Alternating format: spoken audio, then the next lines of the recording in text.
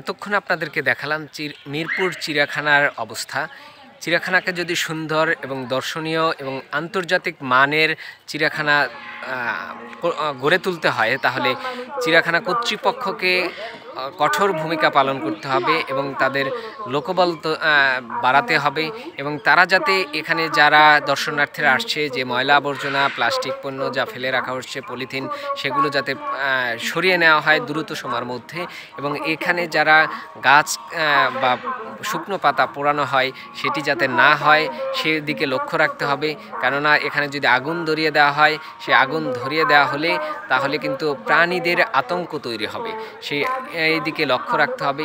এরকম অবহেলার মধ্যে যদি জাতীয় চিড়িয়াখানা থাকে, এটি দীর্ঘদিনের ইতিহাস এবং বাংলাদেশের মধ্যে একটি ঐতিহ্যবাহী একটি চিড়িয়াখানা।